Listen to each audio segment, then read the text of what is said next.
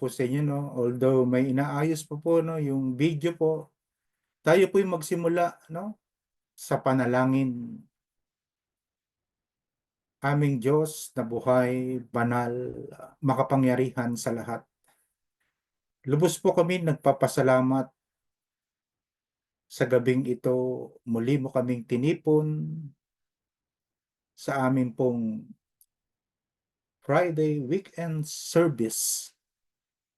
Dakilang Diyos, tinipon mo kami sa amin pong mga kanya-kanyang tahanan, Ama, upang ipagpatuloy po namin ang isinagawa mo pong pag-aaral ng iyong pong banal na salita.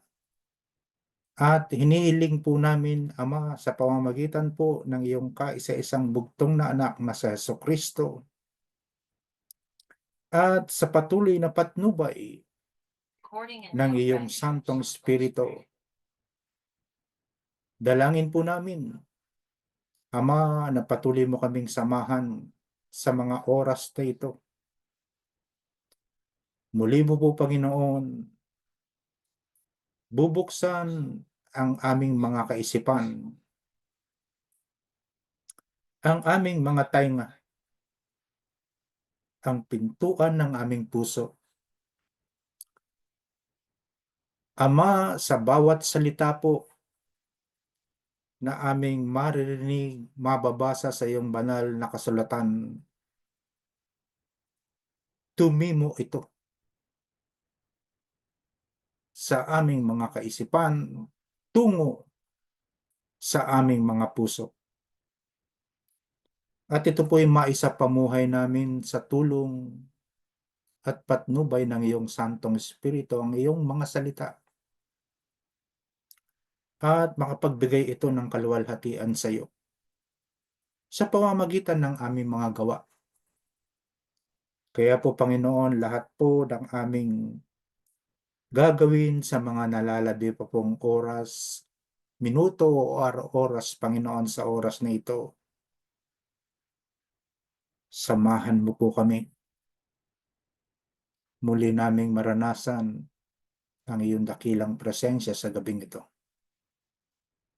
Tulungan mo kami, Panginoon, sa amin pong muling pag-aaral ng iyong buhay, banal at makapangyarihang salita. Ito po ang aming nagkakaisang panalangin sa pangalan ng Ama, ng Anak, Espiritu Santo. Amen and Amen. Okay, kung nakikita niyo po, no, sa inyo pong mga screen, no, ipagpaumanhin niyo po na muli ko pong balikan, no, ang 1 Peter chapter 3, na makikita niyo po iyan po sa inyong mga screen, mga kapatid, no. Kung naaalala niyo po o nasasaksihan po ang mga pangyayari po, no, sa ating pong sa bansang Pilipinas, no, maging sa ibang bansa, no, na mapapansin niyo po, no, nasasaksihan ng ating mga mata ang iba't ibang napapanood natin, no, na sakuna na nangyayari po, lalo na po sa bansang Amerika. Mga kapatid, hindi po nangyayari yan sa ganang atin. Yan po ay may mensaheng dulot na nais na ipaabot ng Diyos sa lahat ng tao, sa lahat ng nilalang, sa lahat ng may buhay, na ang Diyos po ay hindi tulog. Ang Diyos ay nananatiling gising. Bukas ang kanyang tenga, bukas ang kanyang mga mata. Hayag nga po mula sa kalangitan kung ano ang ginagawa ng mga tao sa sanlibutan. Walang maililihim po. Lahat ay hayag sa paningin ng Diyos. Mga kapatid, tayo na po ang huhusga kung ano po ang ating mapag-aaralan sa gabing ito. Sabi po, no, sa 1 Peter chapter 3, binalikan po natin ang mga pahayag na to ayon sa nasusulat. Sundan nyo lang po ako, no, kung meron po kayong mga hawak na Biblia sa oras na ito, no, anong English man yan o Tagalog, kung saan po kayo maalwan at lubos nyo pong naiintindihan o sa English po, no? O anumang mga iba't ibang interpretasyon na lumalabas sa Biblia. Sa ganang akin po, Tagalog ang atin pong ipapangaral sa tuwina po sa inyo. Ayon sa nasusulat, ang mga nagnanais ng payapa at saganang pamumuhay, kapatid, dila nila'y pigilan sa paghahabi ng kasamaan. Ano po, dati na po natin natalakay ito mga kapatid, no? Babalikan lang po natin para po manariwa sa ating mga isipan, no? Meron tayong pinangahawakang salita ng Diyos. Ang anumang panlilinlang at madayang pananalita sa kanyang mga labi ay di dapat mamutawi.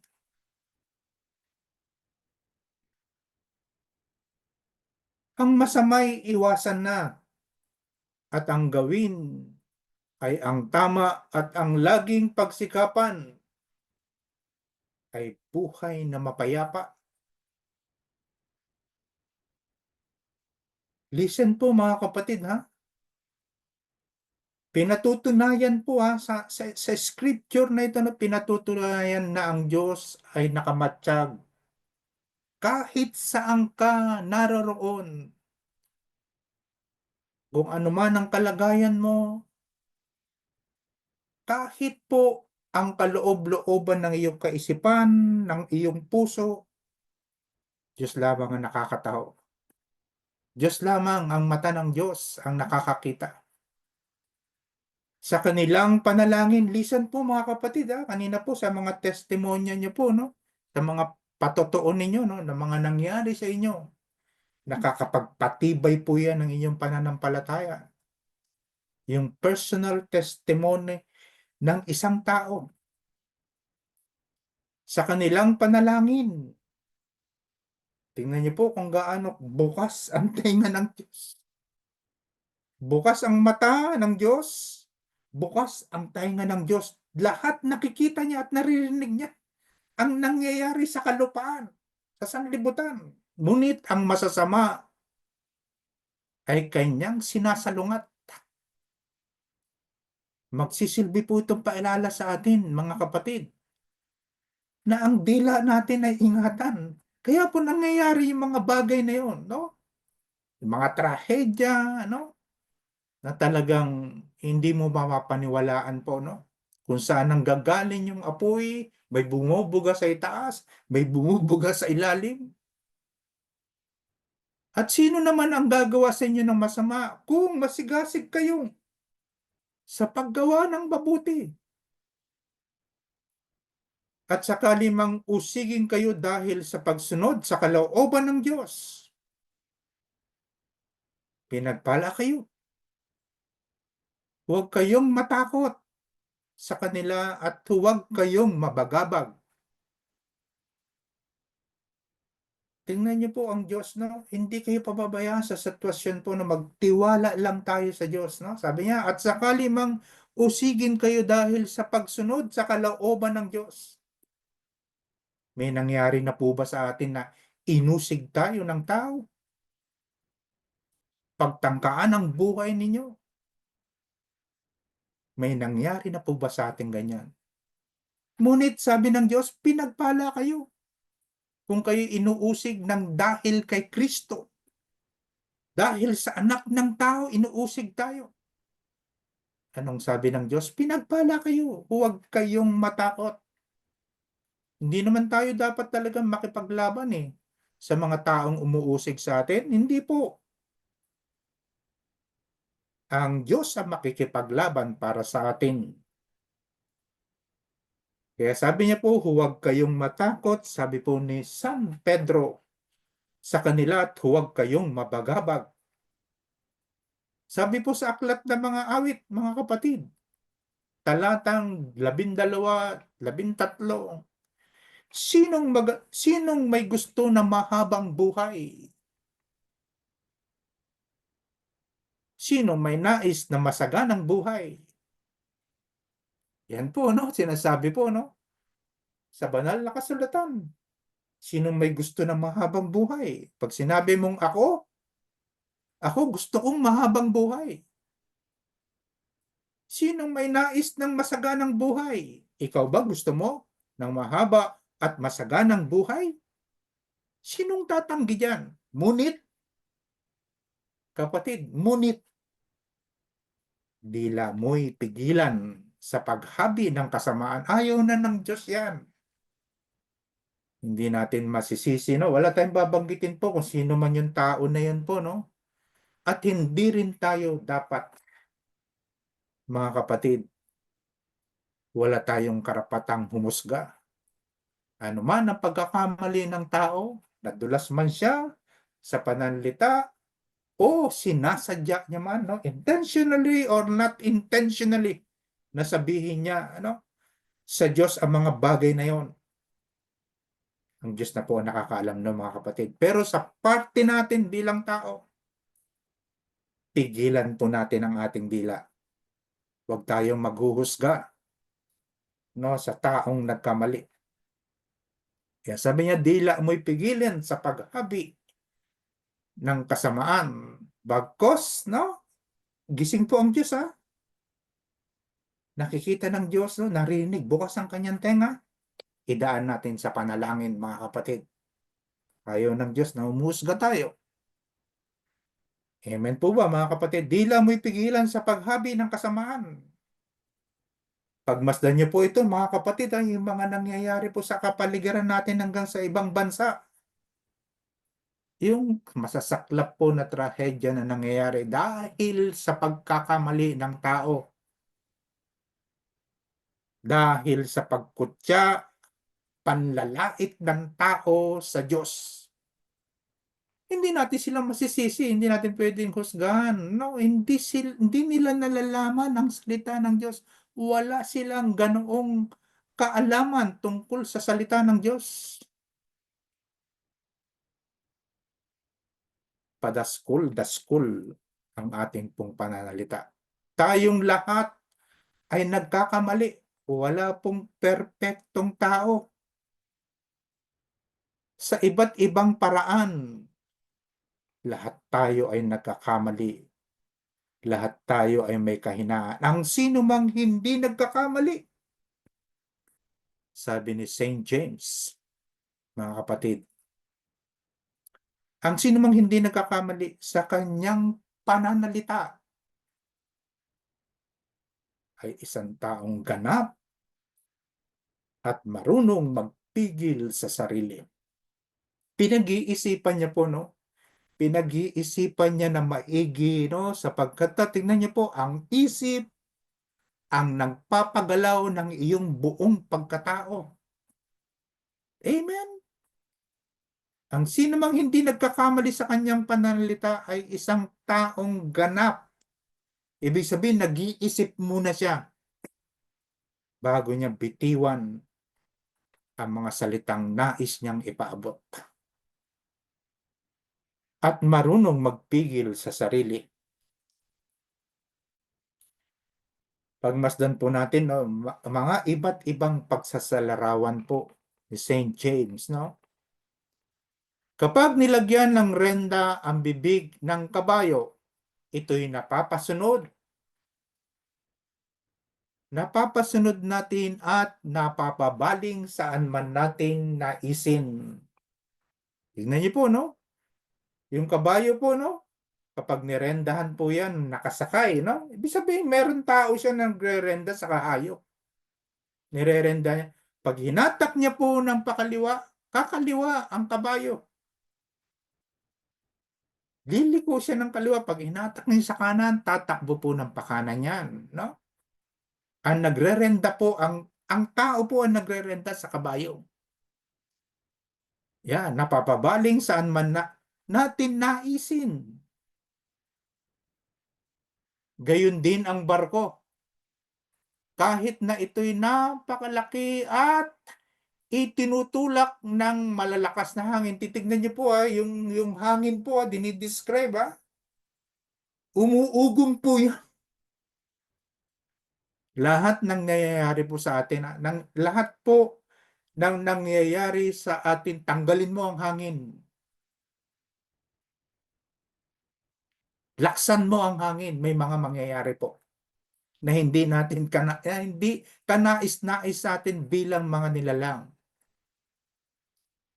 Gayon din ang barko kahit na ito'y napakalaki at itinutulak ng malalakas na hangin na ibabaling ito saan mang naisin ng piloto. May tao po ang nagpipiloto. Nagmamaniobra siya. Sa pamamagitan ng napakaliit na moon. Pagbulay-bulayan po natin kung anong nagagawa ng mga bagay na ito. Ganyan din ang dila ng tao, mga kapatid.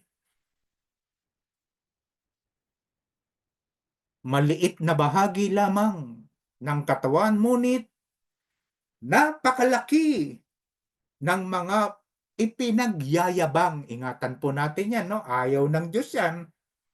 Na po, yung tao pong napakayabang at padaskol-daskol sa pananalita. Hindi iniisip ang Hindi iniisip ang iba't ibang dapat na mangyayari kung tayo po'y merong mga pagkakamaling magawa. Wala pong perpektong tao, mga kapatid, pero bibigyan tayo ng babala ng salita ng Diyos. Kaya po natin ninais ito, no? Na balikan po, no? Paulit-ulit natin balikan. Kaya po yung mga tumatayong paalala lang po, no? Sa mga facilitator, mag-note kayo. Hindi po yan parang binabasa lang natin, no? Na hanggang sa matapos natin, tapos hindi na natin pagbubulay-bulayan para balikan po. Hindi ganun po ang nag-aaral ng salita ng Diyos. Dapat po binabalik-balikan natin yung mga pangyayari sa ating buhay. Sabi niya, ganyan din ang dila ng tao. Maliit na bahagi lamang ng katawan, ngunit napakalaki ng mga ipinagyayabang. Isipin na lamang ninyo kung paano napapalagablab. Tingnan niyo po, ha, kung ano yung nangyayari sa paligiran ninyo. Napapalagablab ng isang maliit na apoy. Isang pagkakamali ng tao. Lahat po mapipinsala.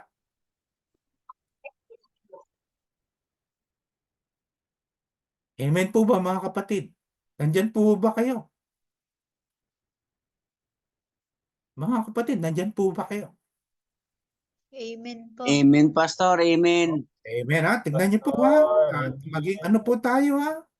At pagpapalain po tayo ng Diyos na mabibigyan niya tayo ng mga pasubalit po sa ating pamumuhay. Ganyan din ang dila ng tao. Maliit na bahagi lamang ng katawan, ngunit napakalaki ng mga ipinagyayabang.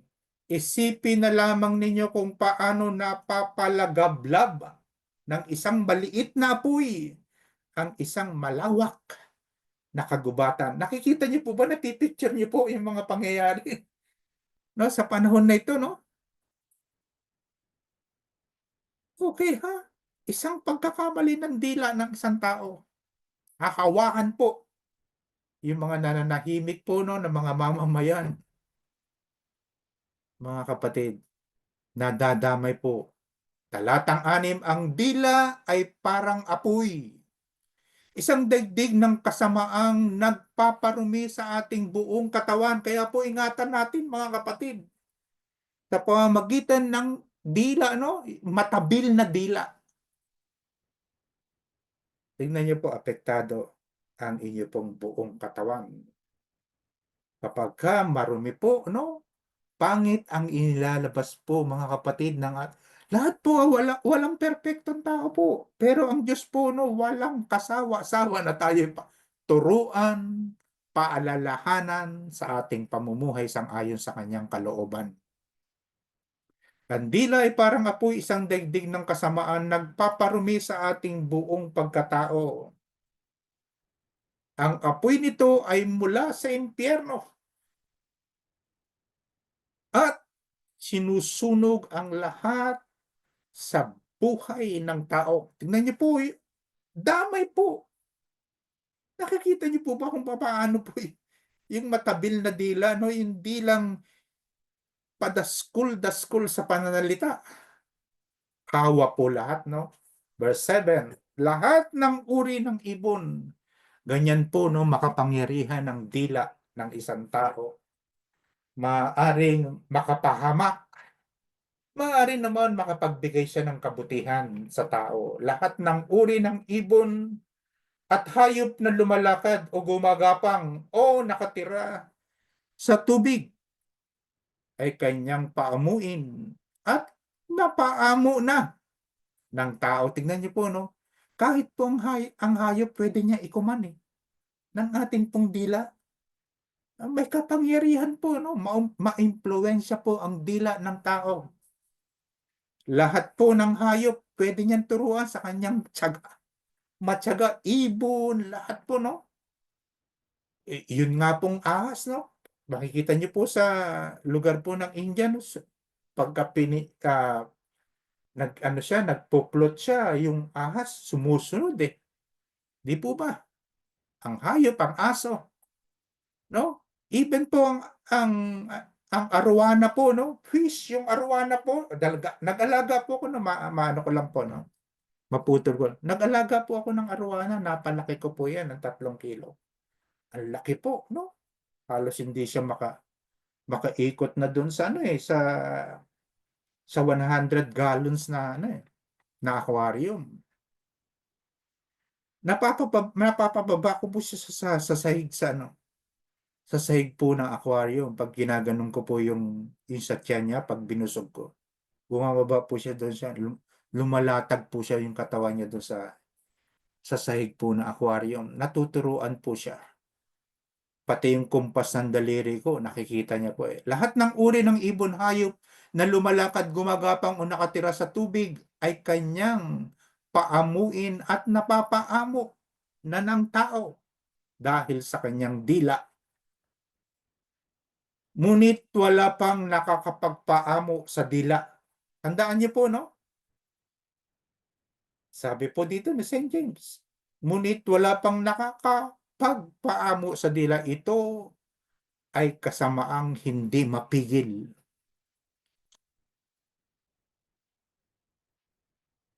Ito ay kasamaang hindi mapigil at puno ng kamandag na nakamamatay. Tingnan niyo po dahil sa pananalita po natin, no, ng mga masasakit na salita, no? Mga kapatid, pati buhay na may buhay nasisira. Kaya ayaw ng Diyos po, no? Yung salita pong chismis, no? Ayaw na ayaw po ng Diyos yon. Ito ang ginagamit natin sa pagpupuri sa ating Panginoon at Ama. At ito rin ang ginagamit natin sa panlalait. Listen po ha. Ingatan natin ang dila natin, no? Ginagamit po yan. Dalawa po ang dinidescribe po, no? Pinapakita po ng sumulat. Ito ay ginagamit natin sa pagpupuri sa ating Panginoon at Ama. At ito rin ang ginagamit natin sa panlalait sa taong nilalang na kalarawan ng Diyos. Sino po yan, mga kapatid? Ang Diyos. Kaya po, paingat tayo, no? Baka po natatabig natin ang Diyos. Tandaan niyo po, ang Diyos, ang mata ng Diyos ay laging bukas. Ang tenga ng Diyos ay laging nakabukas. Kita at napapakinggan niya po ang nangyayari mula sa kalupaan. Hallelujah. Sa iisang bibig nang gagaling ang pagpupuri at panlalait. Hindi ito dapat mangyari, mga kapatid. Isa lang ang dapat nating piliin, lalo na tayong mga mananampalataya, lalo na tayong mga anak ng Diyos. May posibilidad po na tayo madupilas, mabigla, no? Sa ating mga pananalita. Isa lang po ang sinasabi po na ng sumulat po. Hindi lumalabas sa isang bukal ang tubig tabang at tubig alat, no? Hindi po pwede pagsamahin po yan, no? Sa isang balon o isang bukal. Hindi pwedeng kalahati. Tubig na maalat, kalahati tubig na tabang, hindi po mangyayari yun mga kapatid. Isa lang. Isa lang po ang dapat natin piliin. No?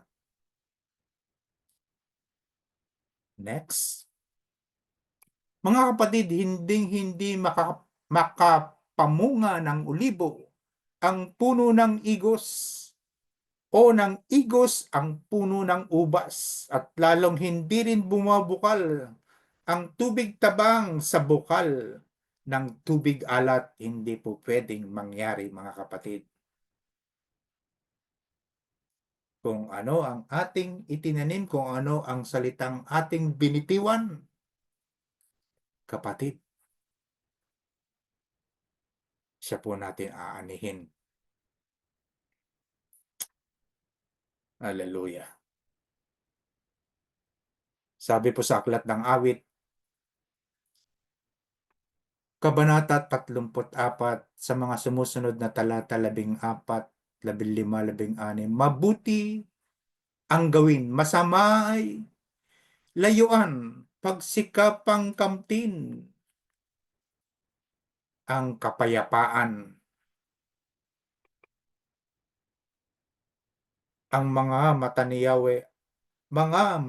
Yahweh sa matuwid na katuon. Sa kanilang pagdaing, tingnan niyo po, no, walang kasayang-sayang po. Kapag ang lahat ng Kristiyano po ay nananalangin sa Diyos. Sa kanilang pagdaing, lagi siyang tumutugon. Sa mga masasama, siya ay tumatalikod. Napakasakit po, no? Kung tayo po'y patuloy at maghahari sa atin ng kasamaan, mga kapatid, sinabihan na po tayo ng Diyos. Talikuran mo ang paggawa ng masama. Sinabi po yan ng salita ng Diyos. Pag alam mong masama, tumalikod ka na. At magsisi anuman ang ating ginawang kasalanan. Ganun lang naman po ang pinapangaral ngayon sa panahon na to sa Amerika.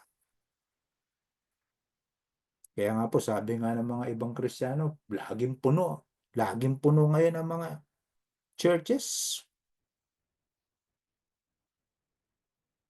Ano ngayon kung mapuno, ano po? Ang mahalaga po, ang salita ng Diyos. Magsisi ka at talikuran mo ang paggawa ng kasalanan. Wala tayong ibang susundin kundi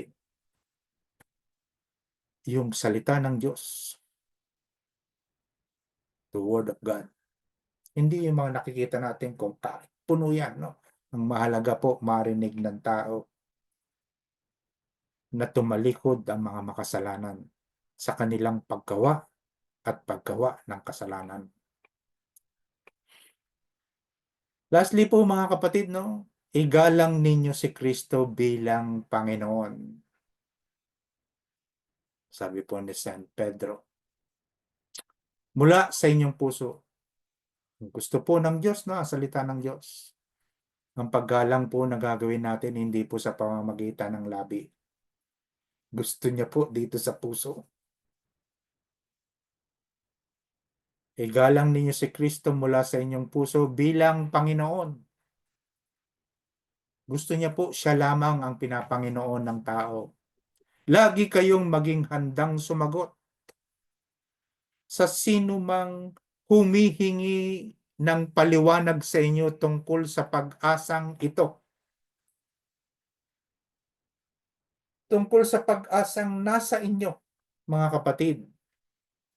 Alam niyo po, magbibigay po ito sa atin, no, ng iba't ibang pamamaraan ng Diyos para mabigyan tayo. Para maituwid po natin ang ating sarili, lalo-lalo na po ang ating pananalita. No po, sapagkat tayo lahat po tayo ay may dila, mga kapatid, no?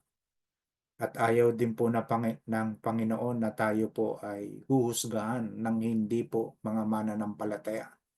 dahil sa ating mga gawa.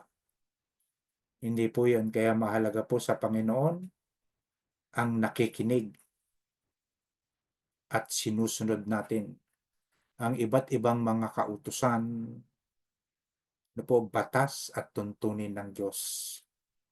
Okay, no? Pansamantala pong iiwan ko po ito, no, at babalik po ako sa 1 Peter chapter 5.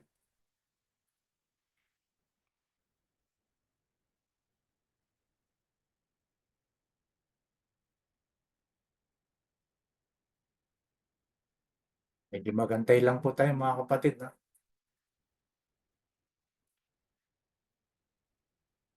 Okay, samahan niyo po ulit ako sa pagbubuklat po ng inyong Biblia at meron pa po tayong nalalabing ilan pa pong minuto.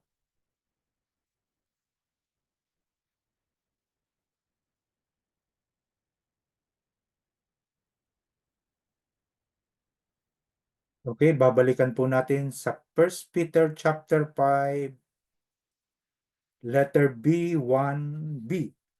Yan, kung nandun po kayo, no? Yan, sinasabi po dun sa 1 Peter chapter 5, no? Sangayon po sa aking outline po, no? Yan, letter B, capital letter B, 1B. Ano yan? Sabi po dyan, no?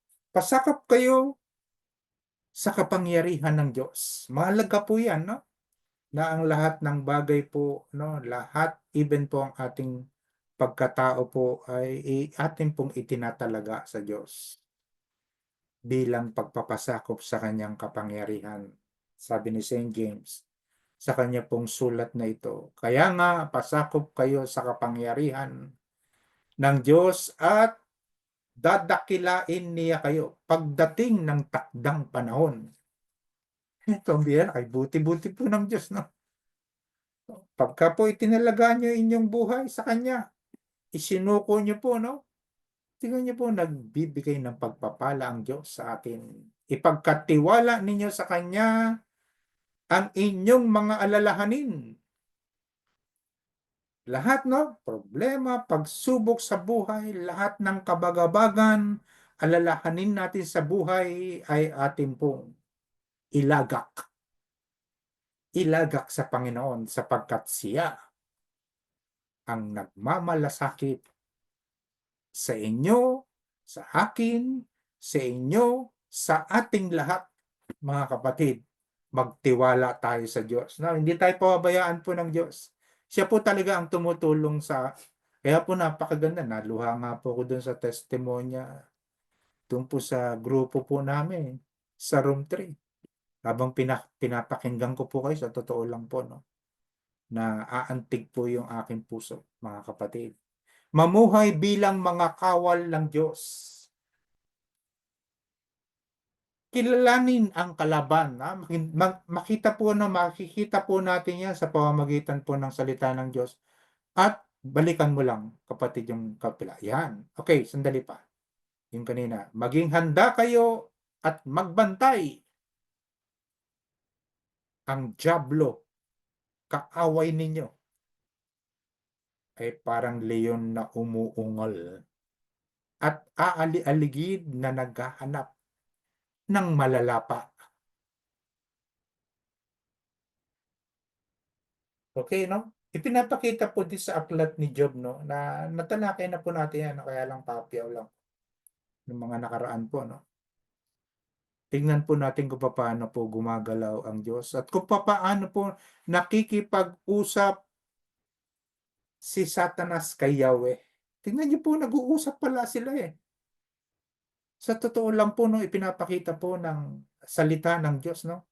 Sabi po ganyan, sinabi po, no, ng Panginoong Yahweh, tinanong ni Yahweh si Satanas, ano bang pinagkakaabalahan mo ngayon?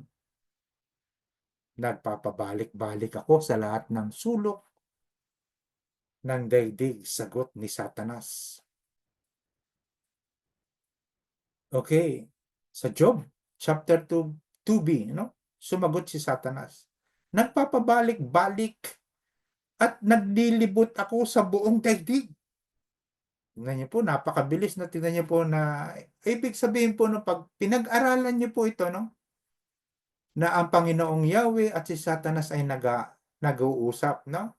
Ibig sabihin, no, darating po tayo sa punto, mga kapatid, na itetest tayo ng Diyos. May mga testing tayong daraanan po, no? May mga pagsubok tayong daraanan na ipinahihintulot ng Diyos na makapangyarihan sa lahat. Ganyan po yan, no? Ganyan po yung istorya niyan sa buhay po ni Job. Dumaan siya sa masusing pagsubok sa kanyang buhay. No? Laktawan na po natin yan, no? Sa maikling kwento po. No?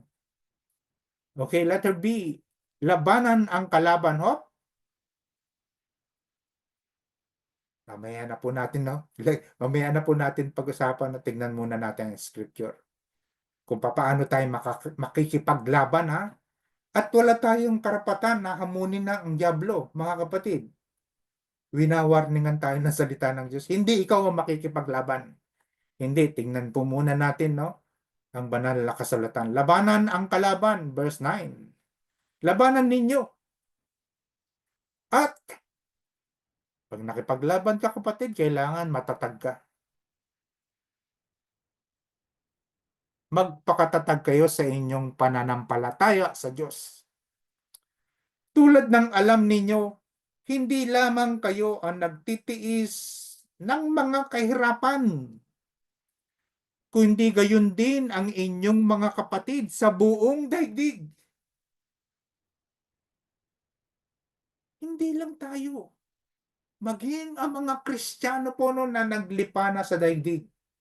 Kung saan-saan po lupalop ng daigdig. Naroroon sila. Scattered Christian. No? Iba't ibang lugar na kanilang pinupuntahan. Scattered Jew. Kaya sabi po, sumulat si ano po, no, Saint Peter, no, labanan ninyo at magpakatatag kayo sa inyong pananampalataya sa Diyos. Tulad ng alam ninyo, hindi lamang kayo ang nagtitiis ng mga kahirapan, kundi gayon din ang inyong mga kapatid sa buong daigdig. Madami pong Kristiyano, no, maraming Hudyo na nakikipaglaban. Sabi po ni San Pablo po, no, Apostol Pablo, ang kahuli-hulihang tinawag bilang isang apostol po ng Panginoong Hesukristo. Sabi niya sa mga talatang ito, talatang 10, bilang pagwawakas, magpakatibay kayo sa kalakasang galing sa Panginoon at sa kanyang dakilang kapangyarihan. Kailangan po, full battle gear tayo, ha? Nakikita niyo po, no? Isuot ninyo ang buong kasuotang pangdigma na kaloob sa atin ng Diyos, kaloob ng Diyos upang mapaglabanan ninyo ang mga pakana ng diablo. Oh, mautak po, ha? Balikan lang po natin, kapatid. Verse 11. Okay, ha? Tingnan niyo po. May iba't iba pong estratehiyang ginagamit ang Diyos sa Kristiyano po, ha? Tignan niyo po, isuot ninyo ang buong kasuotang pagdigma na kaloob ng Diyos upang mapaglabanan ninyo ang mga pakana. May estratehiyang ginagamit po, iba't ibang pakana ng diablo. Lalansihin niya po kayo, no? Hanggang tayo po ay madapilas, madapa, magkasalang muli. Paulit-ulit na nagkakasala. Mga kapatid, kaingat po tayo, no? Maging matalino po tayo, no? Matalas ang ating isipan, ang ating mga mata po, no? Lalo-lalo na po sa pag-aaral ng salita ng Diyos. Sapagkat hindi tayo, listen po, church, sapagkat hindi tayo nakikipaglaban sa mga tao, wala tayong kaaway na tao. Tandaan niyo po, no, hindi tayo nakikipaglaban sa tao. Kahit nga po lait-laitin tayo niyan, eh. pagbantaan ng buhay natin, wala tayong karapatan na lumaban. No? Magkaroon ng mga violent reaction sa ginagawa natin. No? Ang instruction ng Diyos, pagtiisan mo lahat ang mga bagay na ito. Sapagkat hindi tayo nakikipaglaban sa mga tao, kundi sa mga pinuno, sa mga makapangyarihan, sa mga tagapamahala ng kadilimang umiiral sa sanlibutan ito. Pagmasdan niyo po ang kalaban natin, hindi tao, ito po'y espiritual. May kapangyarihan sa mga tagapamahala ng kadilimang umiiral sa sanlibutan ito. Umiikot po sila, no? Pagmasdan niyo po, no? Kung ano yung sinasabi ng salita ng Diyos.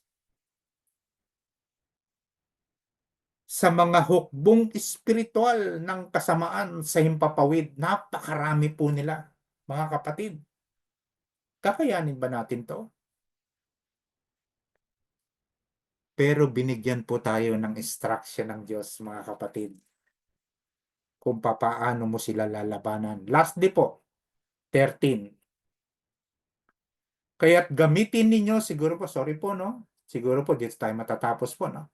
Kaya't gamitin ninyo ang kasuotang pandigma na mula sa Diyos. Sa gayon, makakatagal kayo sa pakikipaglaban. Pagdating ng araw na sumalakay ang masama, upang pagkatapos ng labanan, ay matatag pa rin kayong nakatayo. Mga kapatid, no? Sundan nyo lamang po ako, no? At pansamantala po, dito ko na po puputulin, no? Sapagkat time is up. God bless you po, no? Sa inyong lahat po at lagi kayong mag-ingat. Salamat po ng marami.